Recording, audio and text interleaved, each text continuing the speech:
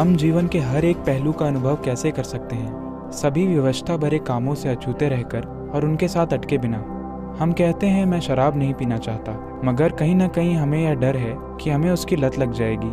मेरा सवाल ये है कि हम अछूते रहकर जीवन के हर एक पहलू का अनुभव कैसे कर सकते हैं। देखिए, कोई नहीं कहता कि मैं शराब पीना चाहता हूं। कुछ लोग शराब पीते हैं, कुछ नहीं पीते। कुछ लोग जो पीते हैं शायद वो बस उसके मजे के लिए पीते हैं। कुछ लोग शायद इसलिए पीते हैं क्योंकि वो अपने अंदर कुछ डुबोना चाहते हैं। कुछ लोग इसलिए पीते हैं क्योंकि हर कोई पी रहा है। It's an evolutionary. ये एक विकास की समस्या है। जब हम बंदर थे, अगर एक बंदर यूं करता तो हर कोई ऐसा करता। और कुछ लोग इसलिए नहीं पीते क्योंकि उन्हें लगता है कि यह नैतिक रूप से गलत है। कुछ लोग इसलिए नहीं पीते क्योंकि उन्हें डर है कि उनके माँ बाप क्या कहेंगे या समाज क्या कहेगा। कुछ लोग इसलिए नहीं पीते क्योंकि उन्हें अपने अंदर कुछ बेहतर मिल गया है। उन्हें कुछ ऐसा मिल गया है जो शराब से कहीं बेहतर है। तो उनके मन में यह विचार कभी नहीं आया कि उन्हें शराब पीनी है, क्योंकि वो खुद ही मजे में है। उन्हें बाहर से किसी केमिकल की मदद नहीं चाहिए। तो ये अलग अलग तरीके हैं। अगर आप जीवन का अनुभव करना चाहते हैं, क्योंकि आप सिर्फ जीवन का अनुभव कर सकते हैं, आप कला का अनुभव नहीं कर सकते, आप अध्यात्म या किसी और चीज का अनुभव नहीं कर सकते, आप सिर्फ जीवन का अनुभव कर सकते हैं। हाँ, शायद आप इसे खास नजरिए से देखें, शायद कोई इसे कला के नजरिए से देखे या सुंदरता के नजरिए से, संगीत के नजरिए से, आध्यात्म के नजरिए से, मगर मूल रूप से हम जीवन का अनुभव कर रहे हैं। अगर आप निर्जीव चीजों को देख रहे हैं तो भी आप सिर्फ जीवन का अनुभव ही कर रहे हैं, क्योंकि आपके बाहर कुछ भी नहीं होता। होने वाली हर चीज सिर्फ आपके अंदर होती है ना? तो आप सिर्फ जीवन का अनुभव कर रहे हैं। आप सोच सकते हैं कि ये रंग है, आप सोच सकते हैं कि ये आवाज है, आप सोच सकते हैं कि ये कुछ और है। नहीं, आपके अनुभव में आप सिर्फ उन छापों का अनुभव कर रहे हैं जो अलग अलग चीजें आपके जीवन पर छोड़ती है। आप सिर्फ इसी तरह इसका अनुभव कर सकते हैं। आपके पास अनुभव करने का कोई दूसरा तरीका नहीं है। तो मूल रूप से आप सिर्फ जीवन का अनुभव कर रहे हैं, क्योंकि आपकी पहुंच और किसी चीज तक नहीं है। हाँ, अभी मैं सोच सकता हूं कि मैं इस व्यक्ति को देख रहा हूं, लेकिन नहीं, मैं बस उस तस्वीर को देख रहा हूं जो मेरे मन में बनती है कि नहीं?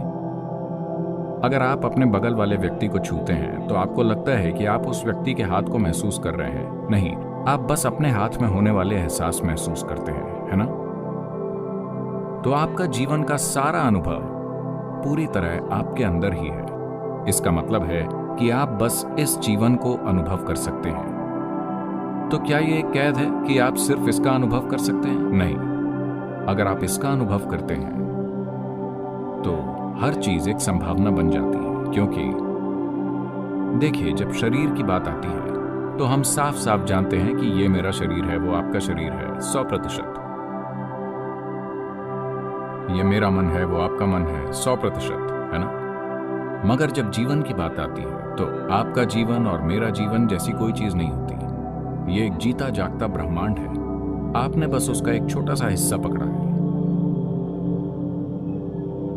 आपने कितना पकड़ा है, आपने अपने अंदर कितना जीवन इकट्ठा किया है, इसी से तय होगा कि आपके जीवन का दायरा और स्तर क्या है। तो चाहे आप उसे कला कहें, चाहे आप उसे संगीत कहें, चाहे आप उसे आध्यात्मिक प्रक्रिया कहें या काम की प्रकृति, चाहे जो भी हो, काम एक साधन है आपके व्यक्तित्व की सीमाओं को खोलने का, ताकि आपसे बड़ी कोई चीज आपके साथ हो सके। आप जैसे मैं समझते हैं उससे कुछ बड़ा आपके जीवन में आपके साथ हो। यही प्यार का मकसद है, यही कला का मकसद है, यही सेक्सुअलिटी का मकसद है, यही आध्यात्मिक प्रक्रिया का मकसद है। मूल रूप से कि कोई मुझसे बड़ी चीज मेरे साथ घटित होनी चाहिए, क्योंकि अगर सिर्फ ये होता है तो मैं इसके अंदर कैद महसूस करता हूं। हाँ या ना? आप इसे अलग अलग तरीकों से समझते हैं, मगर असल में आप जिसकी खोज कर रहे हैं वो ये है कि आप किसी तरह अपनी ही सीमाओं के बंधन से परे जाना चाहते हैं। योग, यानी आपने योग के बारे में सुना है? हेलो? योग का मतलब है, लोग सोचते हैं योग यानी मुड़ना और मरोड़ना नहीं होता। योग शब्द का मतलब है मिलन। मिलन यानी अगर आप यहां बैठे हैं, यहां आप मौजूद हैं और ब्रह्मांड मौजूद है। अगर आप यहां जकड़े हुए बैठे हैं अपनी सीमाओं में बंद कर, तो ये आप बनाम ब्रह्मांड है। आप बनाम ब्रह्मांड एक मूर्खतापूर्ण मुकाबला है। आप में से जो लोग हर समय इस तरह रहते हैं, आपके और ब्रह्मांड के बीच का मुकाबला बिल्कुल मूर्खतापूर्ण है। अगर आपके पास जरा भी समझ है तो आप ब्रह्मांड के साथ मुकाबला न करें, क्योंकि आप इस ब्रह्मांड में एक छोटा सा कण है। आप कैसे मुकाबला करेंगे? एक अलग व्यक्तित्व का मतलब यही है।